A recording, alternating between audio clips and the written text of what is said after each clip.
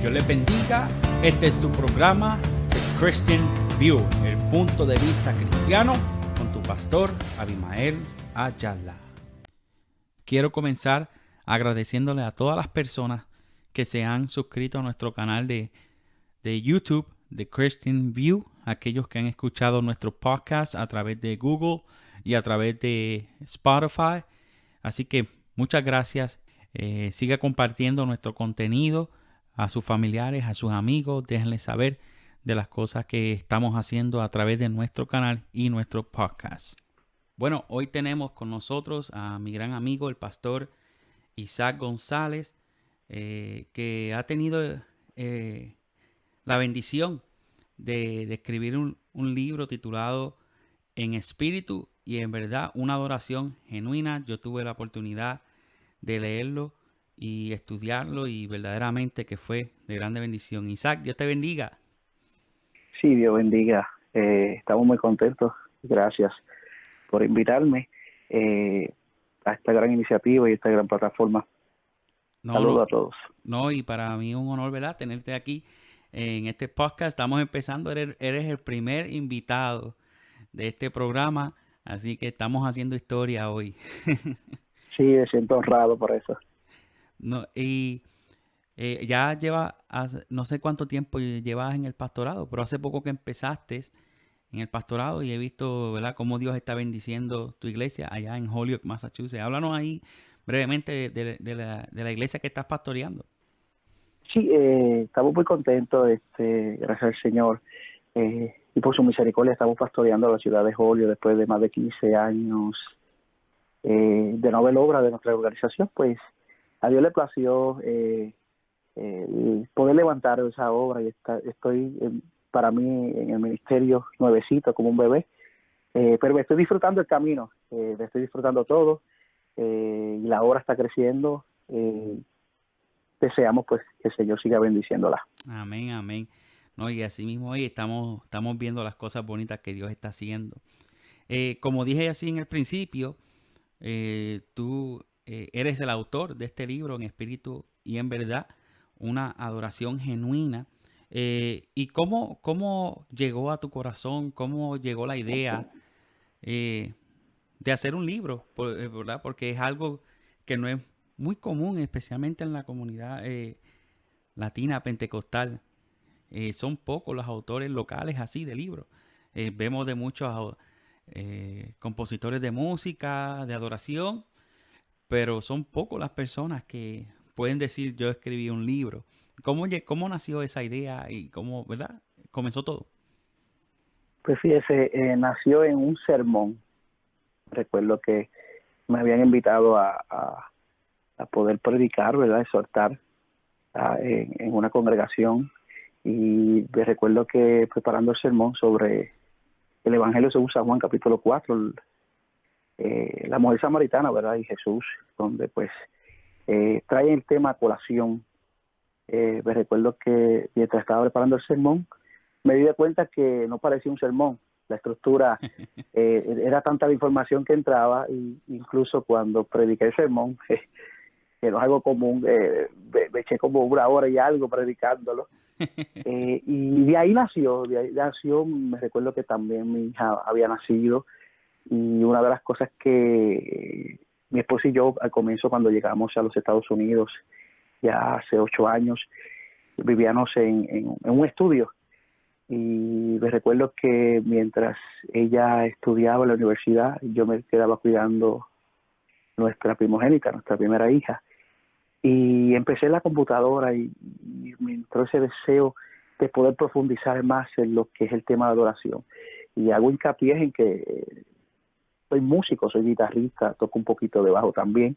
Wow. Y durante los años que estuve en Puerto Rico, pues estuve en nuestra organización pues tocando en grupos que creábamos así los jóvenes, y salieron de nuestras congregaciones y los pastores se conocían, y íbamos allá y practicábamos y adorábamos a Dios, y así ese deseo por la adoración, por la alabanza, entró a mi corazón, y me recuerdo que en los años del 2014, el año 2014, comencé el libro y me recuerdo que tenía que cuidar a la nena y yo meciéndola con un pie en el calcil y escribiendo y venía y investigaba. Y fue una experiencia inolvidable. Yo les decía a todo el mundo, a mi esposa siempre me apoyó en eso y entró ese deseo de poder dar más y poder bendecir a otros a través de la escritura. Y pues así nació esta obra, pequeña obra, titulada En Espíritu y en Verdad, una adoración genuina. Sí, estaba leyendo el libro y el libro, su idea, diría yo, su idea central es como tú dijiste al principio, se trata sobre la mujer samaritana. eh, y me impactó mucho, mucho de la manera que está bien organizado este libro. Una de las cosas que estaba leyendo es, por ejemplo, ¿verdad? Nosotros en el ámbito pentecostal, cuando estamos en un servicio, usamos el término, ¿cuántos están aquí los verdaderos adoradores? Los que adoran en espíritu y en verdad. Y a veces pues insinuamos que el verdadero adorador tiene que ver con el que más grita, con el que más alza la mano, con el que más brinca. Y a veces, por momento, ¿verdad? Por querer motivar al pueblo a adorar, usamos ese término. ¿Dónde están los verdaderos adoradores? Pero me gusta porque en este libro eh, tú comienzas a describir la palabra adoración, ¿verdad? De una manera, busca la raíz, la etimología. Y háblame de esas dos palabras griegas que tú usas para describir lo que es adoración. Sí, anteriormente quisiera pues desglosar un poquito las palabras dichas por un gran predicador de los años 30 a los 60, conocido como A.W. Tozer, que él me impacta en su libro Diseñados para Adorar, me impacta cómo él describe la necesidad de la adoración dentro de nuestras iglesias. Cuando hablamos de iglesia, pues hablamos del cuerpo de Cristo. Amén. Y él dice que la joya perdida de la iglesia moderna es la adoración. Y la adoración en su etimología, de su raíz, su significado, tiene un verbo griego, se conoce como proskuneo, y ese verbo en su prefijo pros significa hacia y cuneo significa, en su sufijo significa besar. Entonces, de la manera exterior que vino a significar esa palabra en los tiempos de Jesús, era que cualquier reverencia que viniera hacia un rey o hacia un delegado o hacia alguien importante, la persona comúnmente se arrodillaba y besaba el brazo y daba honra. Y esa palabra pues evolucionó y vino a significar, ¿verdad?, honra, dar honor, dar pleitesía, dar todos los deseos de reverenciar, y en este caso a nuestro Dios. Pero ahí no se queda, porque hay otra raíz de esas palabras que significa latreia, o latreia, que significa la adoración, pero a través de nuestro servicio dentro de la obra.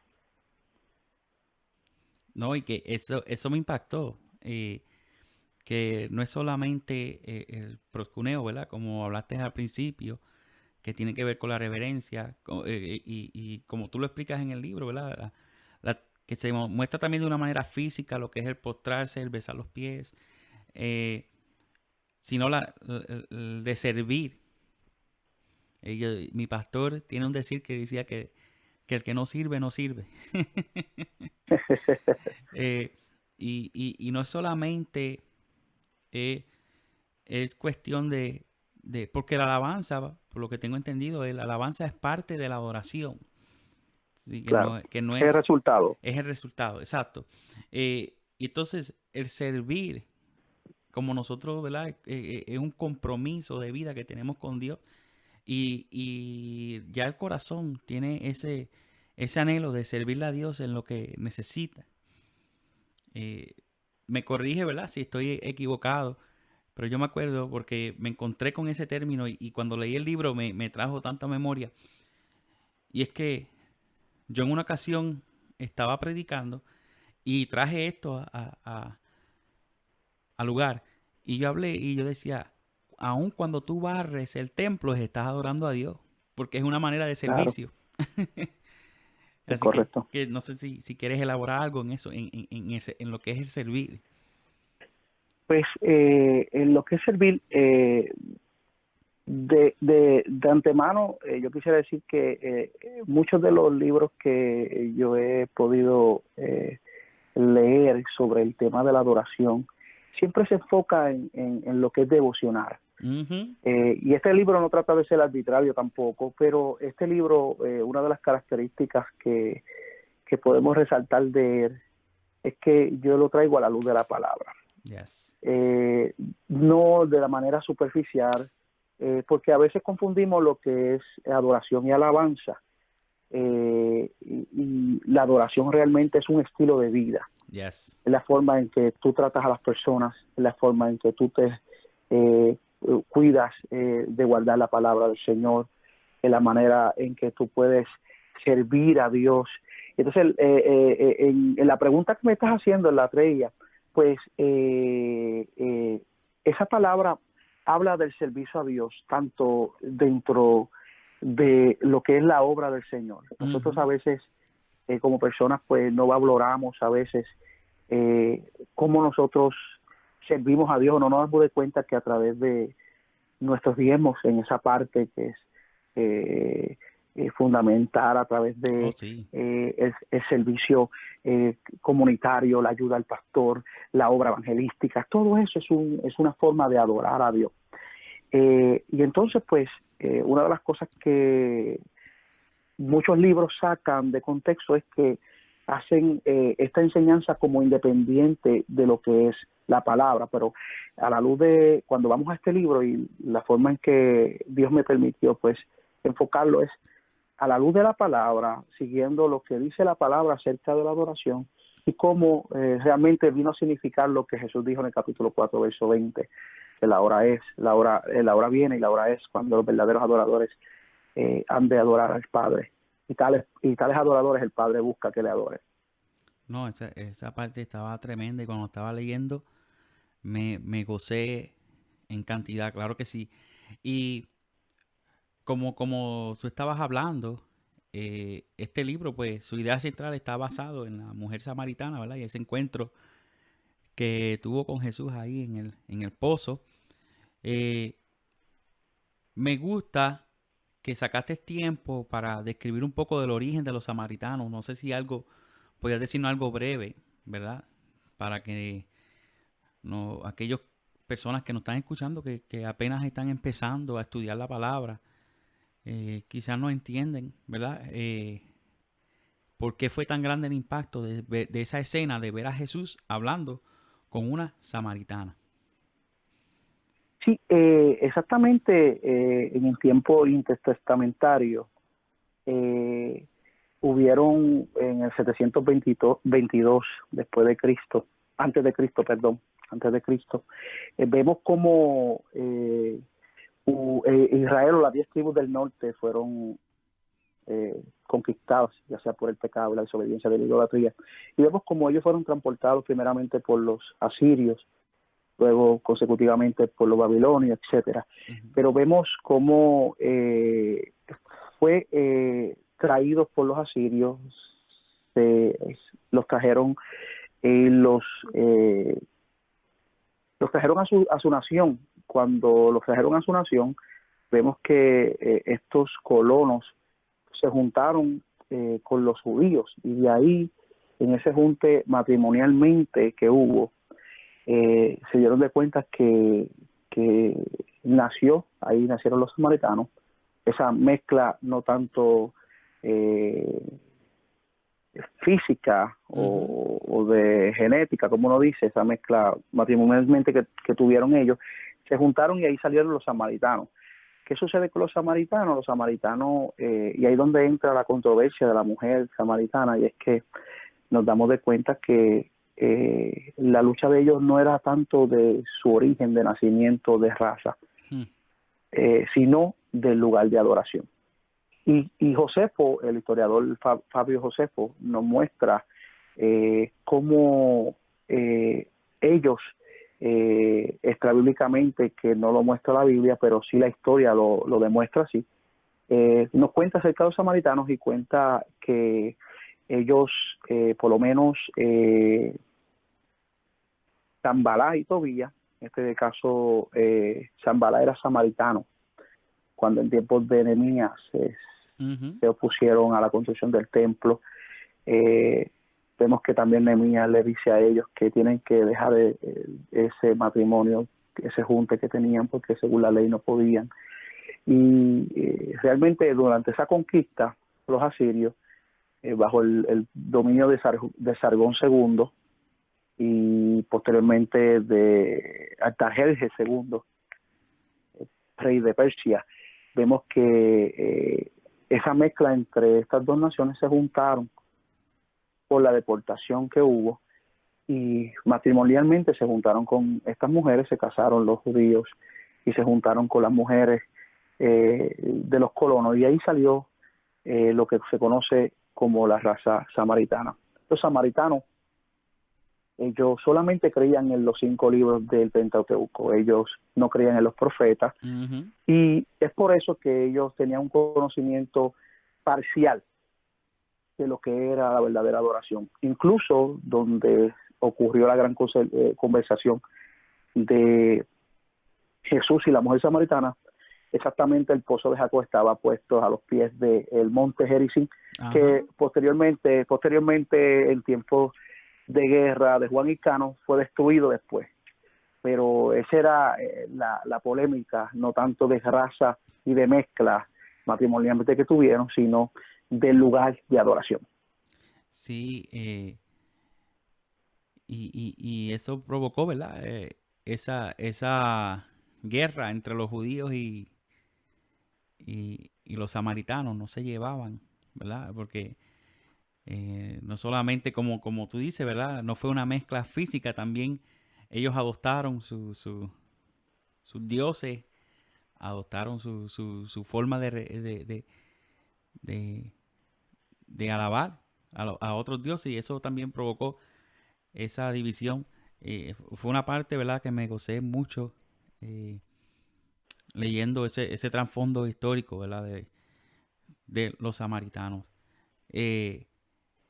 Y una cosa que me llama la atención, ¿verdad?, hablando de la invasión que hubo en el norte, es como el reino del sur no aprendió la lección de lo que le sucedió al reino del norte. Así mismo es. Sí, ellos viendo que el juicio que tuvo que pasar el reino del norte por no adorar a Dios, no adorar a Dios, no tener a Jehová como el Dios de ellos. El reino del sur terminó después, muchos años después, haciendo lo mismo, dándole la espalda a Dios, y también terminaron en el juicio.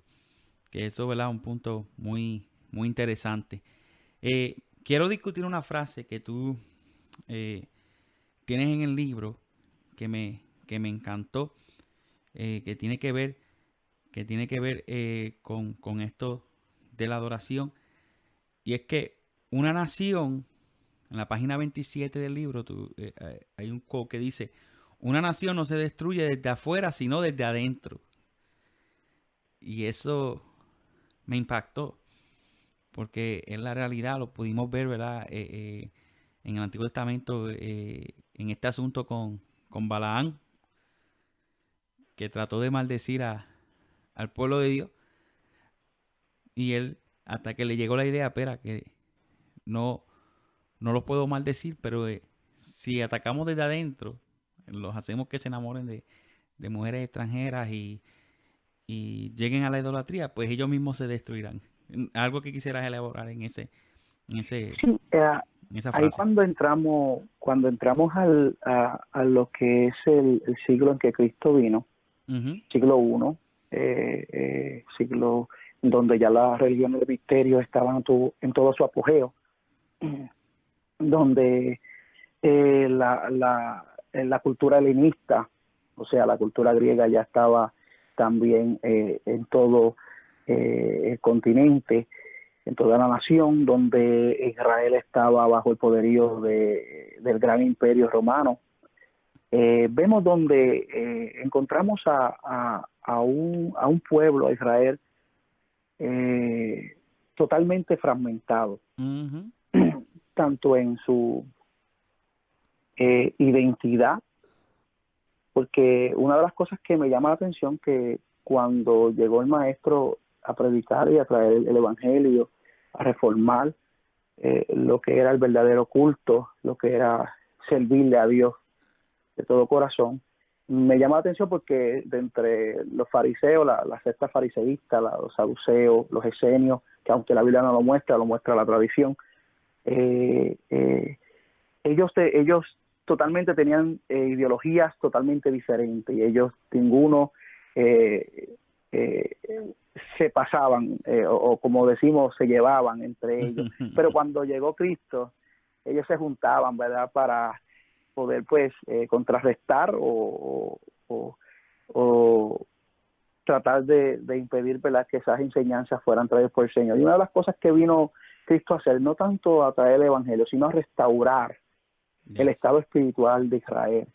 Y es por eso que, aunque Israel pareciera que estaba en todo su apogeo, bien claro en sus ideales, estaba totalmente fragmentado, un pueblo dividido espiritualmente, dividido ideológicamente, y Cristo quería restaurar, no tan solo traer la gracia del Señor y poder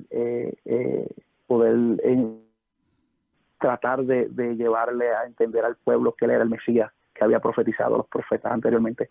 Pero una de las cosas que quiso el Señor Jesús fue restaurar ese servicio, ese servicio que salía del corazón, ese servicio que guardaba la ley, pero no convertía la ley en mandamientos de hombres.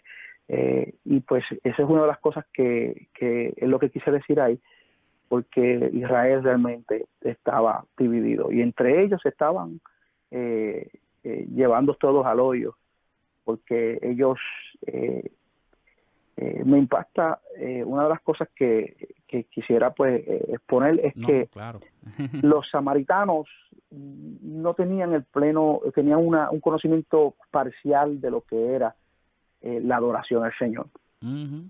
Por eso es que Jesús le dice en la conversación, mujer, nosotros sabemos lo que estamos hablando, ustedes no conocen realmente porque la salvación viene por los judíos. Pero la diferencia de ellos dos es que aunque Israel, el pueblo de Dios escogido, tenía el conocimiento pleno, tenían la ley, creían los profetas y posteriormente pues iban a escribir lo que es el Nuevo Testamento, pero ellos tenían el conocimiento pleno. Pero ¿qué dijo Isaías cuando dijo, este pueblo de labios me honra, mas su corazón está lejos de mí? Entonces, ellos tenían el conocimiento completo, los samaritanos tenían un conocimiento pleno, pero aunque tuvieran el conocimiento pleno de lo que es la adoración, ellos en su modo, en su uso, en su práctica, realmente no profesaban lo que ellos creían. Sí, que del dicho al hecho hay un espacio bastante grande. Sí, sí. Quisiera entrar, ¿verdad? En la idea central, en ese encuentro que hubo entre Jesús y la mujer samaritana.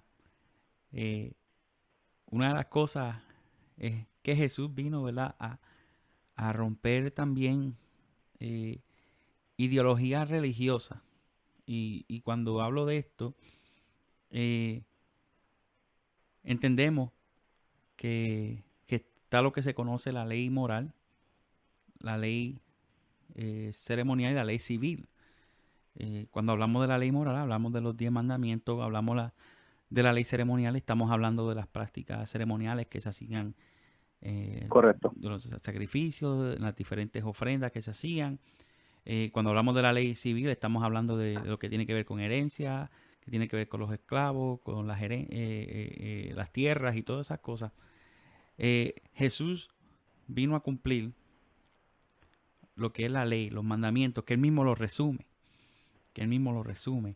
lo que se anula a través de su sacrificio de la ley ceremonial. Ya no tenemos que llevar, ¿verdad? Un animal al sumo sacerdote para ser sacrificado ni hacer esos tipos de rituales. Pero el problema que Jesús tenía con los fariseos y los escribas no era la ley, sino era ¿cómo se diría yo? Las tradiciones de los ancianos. Ahí era que Jesús tenía muchos problemas con los fariseos y los escribas, y es que ellos eran más fieles a las tradiciones de los ancianos que a la misma ley. Y al Jesús ir a Samaria, está rompiendo ese esquema, porque por lo que tengo entendido, los judíos preferían coger un camino más largo antes de cruzar por Samaria. Es correcto. Y vemos cómo Jesús rompe ese esquema y se encuentra con la mujer samaritana. Algo que tú quieres elaborar, ¿verdad? De lo que escribiste en el libro de ese encuentro. Sí, una de las cosas que me llama la atención es que a la hora que concurrió Jesús, no era una hora común y fue al mediodía, porque el sol arremetía con gran fuerza al mediodía, y la costumbre judía o el Medio Oriente pues era buscar al atardecer el agua para que estuviera fresca y reposarla para el otro día. Entonces la mujer samaritana Jesús sabía de antemano por su omnisciencia que ese era su trabajo. Y hubieron 3 temas en esa conversación. Número 1, el primer tema que Jesús quiere abarcar, y el principal de todo que Jesús venía a traer a este mundo, era la salvación. Para romper con el enigma que había, romper con esa fricción que había entre estas dos naciones, los samaritanos, los judíos. Número 2, la conversación se torna un poco y cambia de rumbo hacia la adoración, y el resultado de esas dos es la evangelización de esta mujer, cuando va y le da a conocer que hay un profeta entre vosotros, que estaba el Mesías. Y una de las cosas que encontramos es que Jesús fue exactamente a la hora que esta mujer fue, que no era una, como decía anteriormente, y valga la redundancia, una hora común. Ella, al parecer, por 2 cosas, a través del análisis crítico, por 2 cosas ella apareció en ese lugar a esa hora. Primero, porque todo encuentro con judíos y samaritanos, eso era un enfrentamiento terrible. No se podían soportar ellos. Porque, como dijimos anteriormente, tocamos un poquitito del trasfondo cultural y de la historia. Realmente ellos tenían una pelea. Sí. Nosotros tenemos la adoración, pero sin conocer a Dios por completo, porque no creían en los profetas, solamente en Moisés y algunos mandamientos. Y los judíos no, nosotros somos los que conocemos la verdad, nosotros somos el pueblo escogido, ustedes son producto. Entonces, el problema que había, y perdona que vaya un poquito atrás, era que encontramos en Segunda de Reyes, capítulo 17, los colonos, o ya samaritanos, la mezcla entre judíos y los colonos que habían, ¿verdad? Vemos que ellos adoraron y aceptaron servirle a Dios, pero a la misma vez muestra ese texto bíblico que ellos no dejaron de adorar a los dioses. ¿Qué sucede? Para entrar a la conversación que tuvo Jesús, encontramos que ellos, como dice Fabio Josefo, que ellos eran por conveniencia. Él dice, y textualmente dice, que los samaritanos, a la hora que los judíos estaban bien, que no había ningún enemigo con ellos eran, complacientes con ellos, pero a la hora que los judíos estaban en guerra, ellos se echaban a un lado. Entonces, cuando encontramos este encuentro que Jesús tenía planeado, porque lo sabe todo, vemos a una mujer que le entra curiosidad de por qué un judío, y exactamente un hombre, tiene que hablarle a ella. Ujú.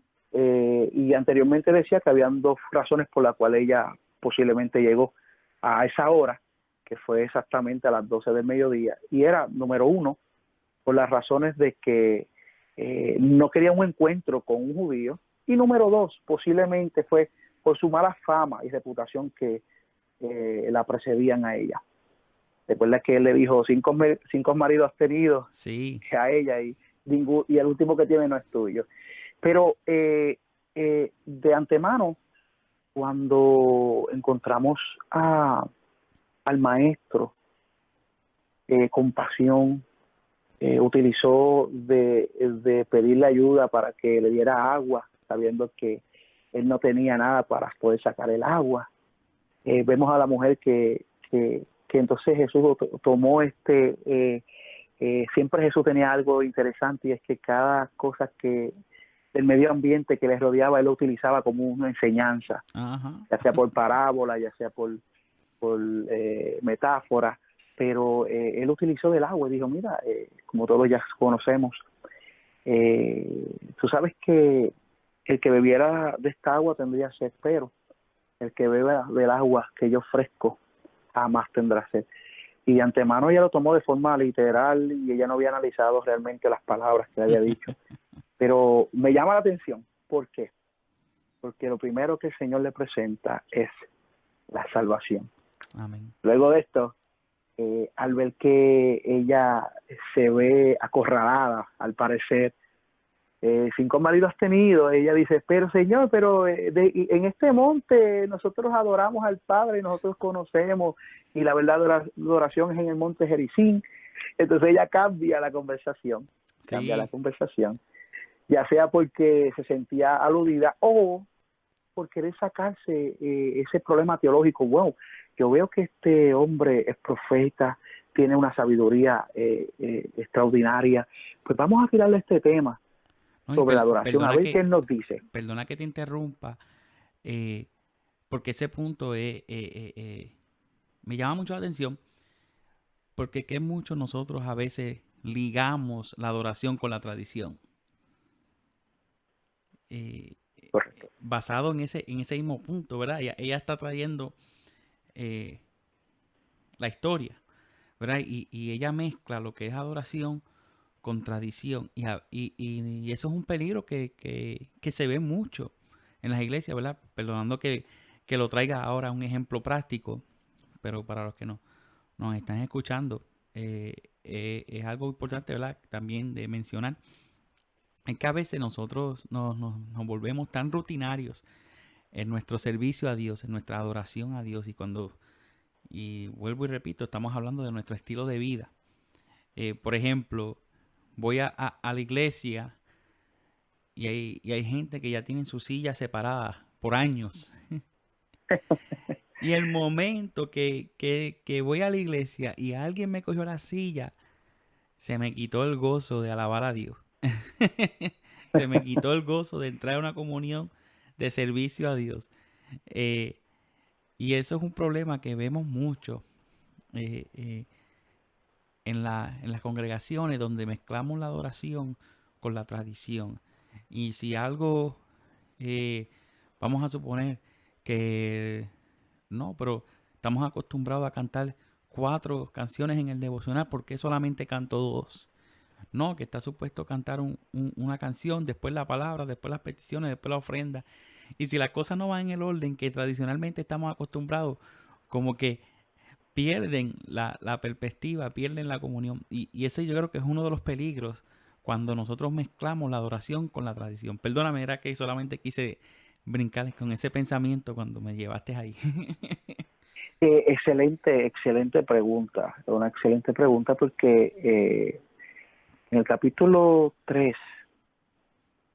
cuando hablamos de la adoración en espíritu, Ajá, yo toco en lo que es la adoración racional y ajá. quisiera hacer hincapié en algo. Lo que es Cuando la adoración, me gustó ese punto, perdona, que lo que es la adoración natural, la racional, que fueron, me gustaría que elaboraran en eso, porque eso estaba brutal, como decimos.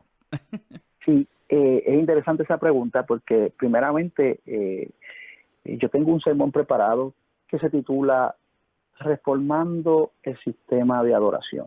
Ujú. Y tiene que ver con cuando Cristo derribó los campistas en el templo, que dijo casa de adoración es no cueva de ladrones. Y la gente siempre lleva ese término a no se puede vender dentro de las congregaciones, eso es otro tema. Pero realmente cuando vamos al contexto, Cristo lo que estaba diciéndole que ha de reformar. Pero es interesante esa pregunta porque dentro de yo tengo 3 principios de la adoración en verdad y 2 elementos fundamentales de la adoración. Los 2 elementos fundamentales de la adoración, en el libro yo tengo unos diagramas que pues ilustra los capítulos 2, 3 y 4, ¿verdad? Para como una forma de resumir y poder entender, ¿verdad? Lo que significa o significó esto. Y por ejemplo, los 2 elementos fundamentales de la adoración obviamente están centrados en Dios. Está la adoración racional y la adoración práctica. Y cuando usted pues propuso ese argumento que nos encontramos en las congregaciones latinoamericanas, la realidad vemos esa mezcla, y es interesante la forma en que usted lo entendió, de querer mezclar el sistema de adoración nuestro servicio a Dios, con las tradiciones. Y que esa es la lucha que tenemos ahora los pastores en esta época, de no quitar la esencia que es la palabra, sino los métodos, las tradiciones que estamos utilizando, y esto lo que está llevando pues es realmente a un ciclo vicioso en donde la gente está adorando a Dios como un hábito, pero no con pasión. Y en la parte de la adoración racional, en primer lugar, Romanos capítulo 12 dice que presentar vuestro cuerpo, sacrificio vivo, agradable al Señor, con nuestro culto racional. Yes. Por lo tanto, me llama la atención porque cuando hablamos de la adoración racional, estamos hablando de adorar al Señor de manera que tú estés en coherencia con la palabra, pero también que tus sentidos estén despiertos cuando vas al lugar de adoración que es en el templo. Y una de las cosas que yo hablo es que tenemos que, como dice Efesios 4:23, renovaos en el espíritu de vuestra mente. Y yo hablo sobre la adoración racional, sobre los pensamientos y nuestro entendimiento, sobre nuestras emociones y sobre nuestra actitud. Y cuando hablamos de adorar en espíritu, no hablamos, y aunque la palabra griega para demostrar lo que significa espíritu es neuma, que significa viento, aliento, espíritu, pero cuando se refiere al espíritu del hombre, hablamos de la actitud, de nuestra voluntad. Y cuando hablamos de la actitud es que Dios nos está mandando a nosotros que seamos coherentes, cuando adoremos a Dios de una forma racional, lo hagamos con el entendimiento, que nuestras emociones estén equilibradas. Y las emociones no es malo, las emociones no son malas, lo único que las emociones, como digo en el libro, son los zapatos que nos ayudan a apreciar las cosas de la vida, porque si no hubieran emociones, ¿cómo estaríamos nosotros como robots, verdad? Y eso son la manera en donde se refleja. Por ejemplo, tú le preguntas a alguien, ¿cómo tú sientes la presencia de Dios? Y tú miras, hay gente llorando, otro con los ojos cerrados, con la cabeza inclinada, y cada cual recibimos y mostramos ese recibimiento y esa presencia del Señor a través de nuestra alabanza. Y es por eso que uno tiene que entender que nuestras emociones no pueden dictar nuestras decisiones. Así mismo. De que estar equilibrada. Entonces, el problema pues, que hay dentro de nuestra comunidad latinoamericana, ¿verdad? No me gusta generalizar, ¿verdad? Pero es que no controlamos nuestras emociones y a veces confundimos lo que es adoración a Dios como decías anteriormente, pensamos que adorar a Dios es dando un grito, pensamos que adorar a Dios cuando nos sacan del lugar de confort, ¿verdad? Y a la luz de la palabra vemos, nos damos de cuenta que es con una actitud correcta, es donde yo quería que llevar. Perdóname que sea tan No, es que... redundante, yo acostumbro ir siempre allá para que entiendan lo que estoy hablando, y soy redundante a veces, pero es con una actitud correcta, eso lo dice John MacArthur, con referente a esto, nosotros debemos adorar a Dios con una actitud correcta. Exacto. No, y es importante, y es entregarnos nosotros como sacrificio vivo, ¿verdad? En lo que es la adoración. Eh, Algo que compartías en esta historia del encuentro entre Jesús y la mujer samaritana, y, y fíjate, me llamó mucho la atención porque yo he estudiado este capítulo y yo creo que eres como la tercera persona que se da cuenta de los detalles del tiempo a la hora que Jesús se encontró con la mujer samaritana, que era el mediodía. Y, y si te das cuenta, esa era una hora crucial para los judíos, porque esa hora ellos oraban. Pero esa hora Jesús escogió hablar con la mujer samaritana. A la hora sexta, A la hora exactamente. sexta. Sí, porque los judíos, como sabemos, tienen de costumbre a orar a la hora novena, a la hora sexta y a la hora tercera. Y entonces, Correcto. A esa hora sexta, que es el mediodía, que en una ocasión Jesús le llamó hipócrita a los fariseos, les escriba, porque cuando llegaban a esa hora de oración, ellos se iban a las plazas y se arrodillaban allí, se postraban para que la gente lo vieran. Cuando ayunaban, no se lavaban la cara para que la gente vieran que estaban ayunando, para ellos mostrar su espiritualidad, diría yo, ¿verdad? En ese Eso es término, verdad.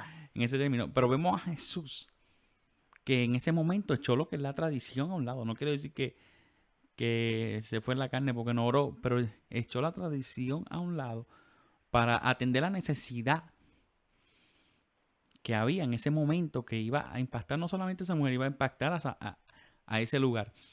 Y, y, y son pocas las personas que he escuchado que se han dado cuenta de que era un horario inusual para la mujer.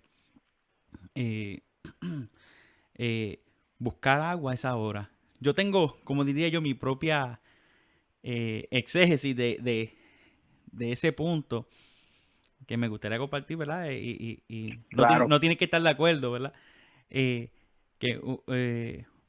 Juan, a diferencia de Lucas, Lucas era bien detallista cuando escribía, ya que cuando Lucas escribió el Evangelio, pues él lo hizo de una manera investigativa, corroborando información, buscando información, y era bien detallado cuando escribía. Se dice que el griego de Lucas era bien elocuente.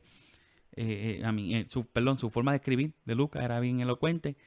Y me llama la atención que Juan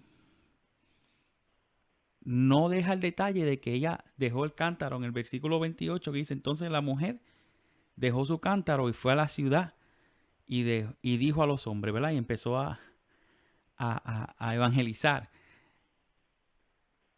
Primero estaba en un horario que era inusual, buscando agua en un horario y dejándonos llevar de la historia de que Jesús muestra la vida de esa mujer.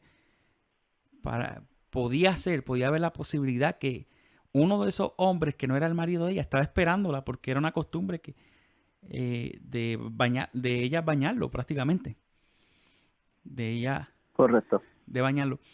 Y una de las posibilidades puede ser que ella dijo: ¿tú sabes qué? Que el hombre se quede sin bañarse y yo voy a dejar el cántaro y me voy a enfocar en lo que me sucedió, ¿verdad? Lo que me sucedió en este impacto.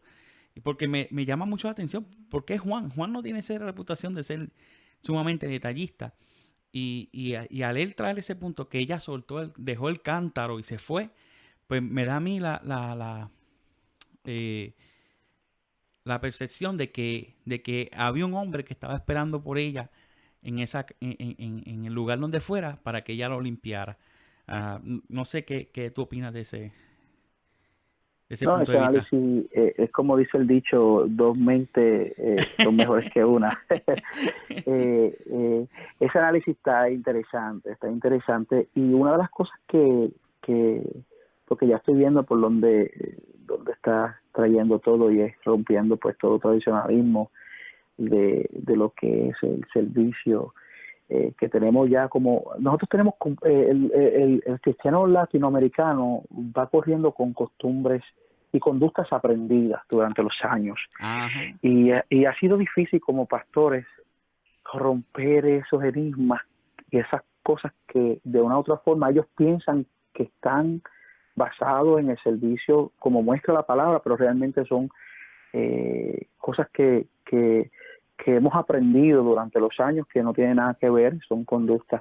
Y una de las cosas y retomando la parte de que a la hora sexta, como decías, que estás abundando, estás haciendo hincapié en ello, es que es interesante que él rompió y dijo, espérate, yo no, la costumbre es orar, la costumbre es hacer todo bajo un sistema litúrgico, un sistema, y entonces eso es lo que vino a hacer Cristo y lo que hoy en día está haciendo a través de la predicación como medio de transmitir la palabra del Señor. Y es que aún ella, la costumbre, como decías anteriormente, y vaya redundancia, que posiblemente ella tenía que atender a su marido, que no era de ella, pero iba a atender, ella dejó a un lado lo que estaba haciendo y puso como prioridad poder, ¿verdad?, transmitir eso que había aprendido.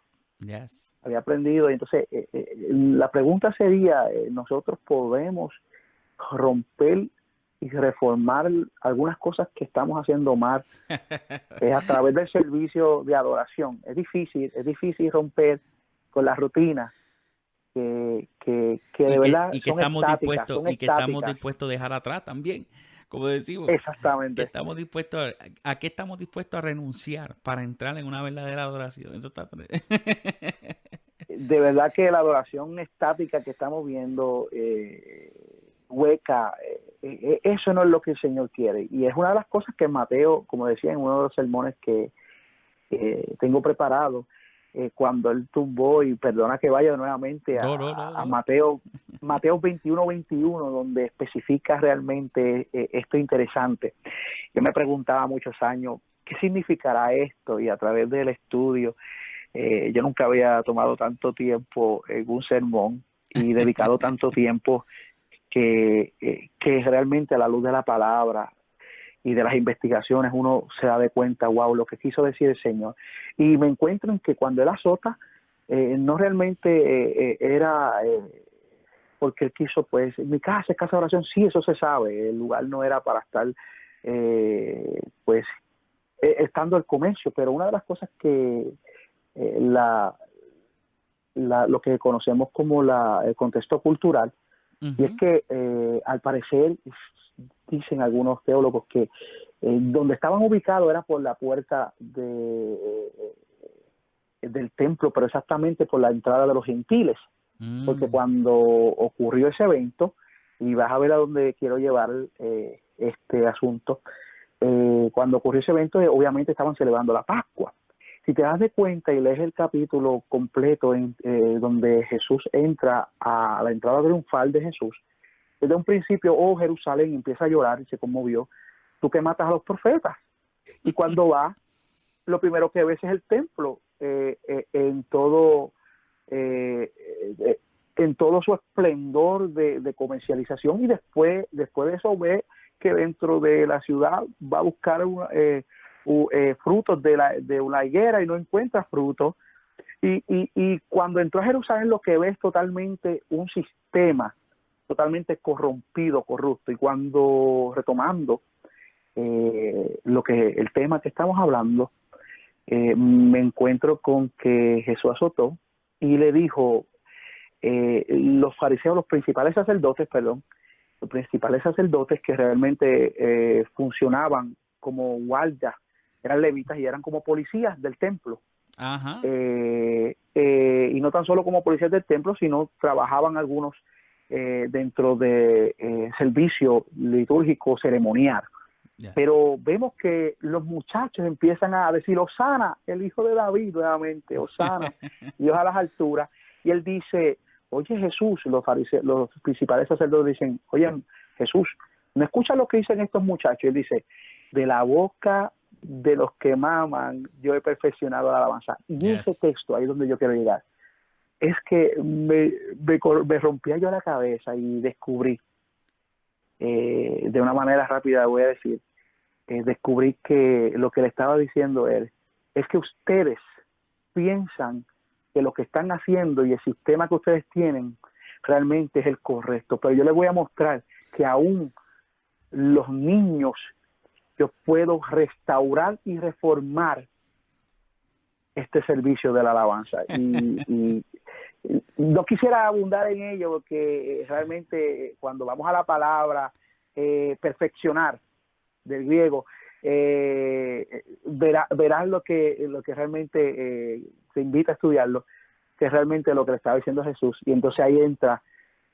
la hora viene y la hora es cuando los verdaderos adoradores adorarán en espíritu en verdad. Él estaba diciéndole, yo solamente no vine a traer la gracia de salvatoria, yo vine a también a restaurar el servicio de adoración. Wow. Entonces, cuando tú ves el contexto de cómo se adoraba a Dios en el templo, era se leía la Torá, había uno que la traía, entonces era un servicio estático, pero cuando los apóstoles, después que Cristo ascendió al cielo y murió y resucitó y ascendió al cielo, vemos que dice la palabra que ellos alababan, cantaban himnos al Señor. Wow, tremendo. Reformaron con una adoración genuina. Y oye, de una vez quisiera definir lo que la palabra genuino significa. No. Viene de un verbo griego que dice aletino, que significa genuino. Significa genuino. Así que Dios quiere que nuestra alabanza, nuestra adoración, que nuestro estilo de vida sea genuino a Dios. Eso es tan importante. Yo creo que si nosotros, ¿verdad? Seguimos hablando del libro, ¿verdad? Que has escrito, nos amanecemos aquí de tanta información buena que tiene y edificante. Pero yo creo que si nosotros entendiéramos verdaderamente lo que es la adoración, nuestros servicios no fueran tan rutinarios. Y a veces pensamos, no, que el servicio no estuvo a la expectativa que yo esperaba. Pero si entendiéramos que no se trata de lo que está al frente de nosotros, sino lo que está dentro. Sí. Lo que está dentro, ¿verdad? Y estamos hablando en el concepto de lo que es el culto, ¿verdad? Porque estamos entrando en este tema, que la adoración va mucho más allá, ¿verdad? La adoración va mucho más allá de lo que él, en el momento de la adoración, el servicio, el culto que le damos al Señor. Pero yo creo que si nosotros entendiéramos que es lo que está dentro de nosotros, es lo que determina cuán impactante es la alabanza que le demos al Señor, el servicio, la adoración que le demos a Dios. Y necesitamos nosotros hacer ese análisis interno, cada uno, cada día. Señor, ayúdanos a ser, ¿verdad?, verdaderos adoradores. Como Jesús hablaba con la samaritana, había un momento que ya no iba a estar allí ninguno de los dos templos. Profetizó. Y eso representa muchas cosas, ¿verdad? Yo no soy del tipo de predicador o que me gusta usar mucho la forma alegórica de interpretar la palabra. Pero en realidad, en ese momento Jesús estaba hablando de que ese templo representaba el sistema, los templos de cada lugar representaba el sistema religioso de los fariseos, de los escribas, de los líderes, de los sacerdotes de Samaria. ¿Qué vamos a hacer en el momento que se nos llame a que nuestra adoración genuina sea expuesta? Soy un adorador genuino cuando estoy en un momento de conformidad, o también sé adorar a Dios en un momento que estoy en una cueva.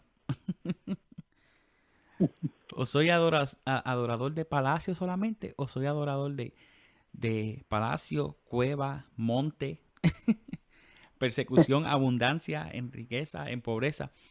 Eh, el verdadero adorador se conoce porque sabe entender la soberanía de Dios en cualquier etapa de su vida.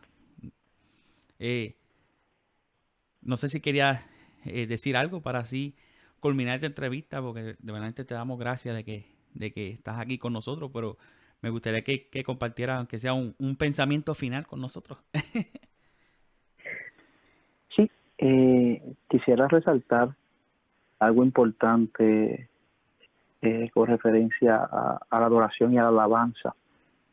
Pero antes de eso, quisiera decir que lo que es la música, y hay una confusión dentro de nuestros adoradores contemporáneos, nuestros jóvenes, y es que confunden la adoración, la alabanza con los medios que son la música. Ese es el medio que nosotros adoramos o alabamos al Señor. Yes. Y no quisiera dejar esto No, fuera. bien importante, bien importante. Confundimos que ser un adorador es tener la habilidad de tocar un instrumento. Confundimos que ser adorador es ser un cantante, un salmista, etcétera. Pero realmente esos son medios por el cual nosotros adoramos al Señor y alabamos al Señor. Yes. Que no podemos confundir eso, y aunque es tan bíblico, porque el Salmo 150 habla de que adoremos al Señor con todo instrumento, arpa y todo lo que respira, alaba al Señor. Vemos también hombres que se dedicaron a la música, levitas. Pero quisiera resaltar, si me lo permites, la diferencia entre la adoración y la alabanza. Yes. Como decíamos anteriormente, la adoración es un estilo de vida. Ese es el resultado de nuestro trato con el prójimo, nuestros deberes con Dios, nuestros deberes con el prójimo, de nuestra forma de actuar, nuestra forma de hablar. Pero la alabanza es el comunicar públicamente lo grande que es nuestro Dios.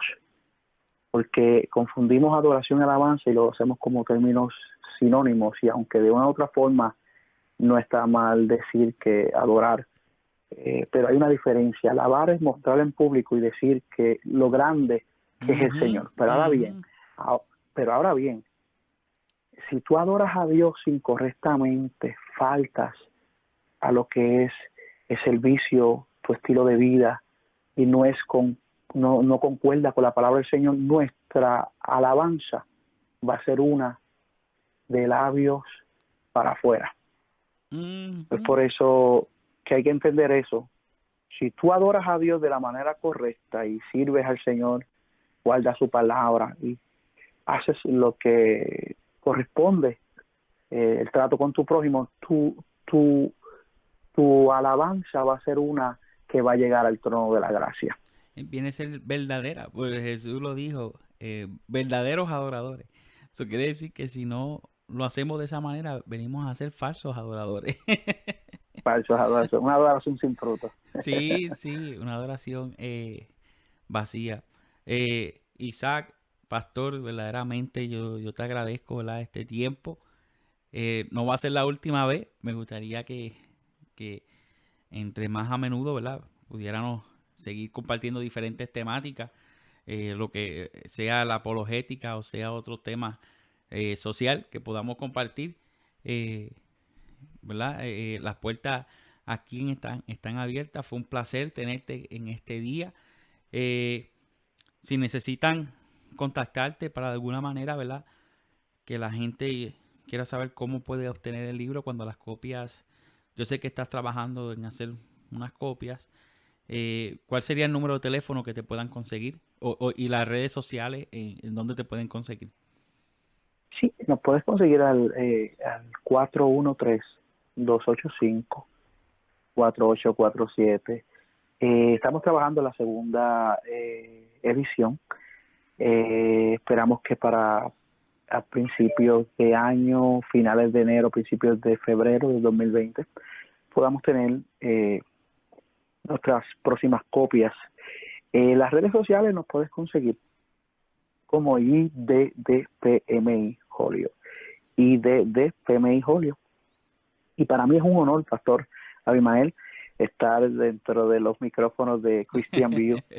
Un honor y gracias por permitirme. Y para mí es honra participar juntamente con estos temas que pueden edificar a la Iglesia de Cristo. Amén. En este siglo XXI. Sí, también quiero dejarle saber a la audiencia que también tú estás en la radio. Para los que están escuchando este programa, que sean en el área de los Holyoke, ¿cuál es la estación de radio en esa área? Sí, la estación de radio que se escucha en Holyoke, Chicopee, exactamente en Springfield, Massachusetts, se conoce como la Hora Cero, y estamos todos los miércoles de 12 a 1 en nuestro programa o nuestro segmento Hermenéutica Bíblica Paso a Paso. Muy, muy bueno, estuve escuchando en este miércoles que pasó, estuve escuchando el programa y me gocé, así que gracias nuevamente por estar con nosotros y hasta la próxima. Y abrazos para ti, para tu familia y será hasta la próxima. Dios te bendiga mucho. Dios te bendiga. Gracias.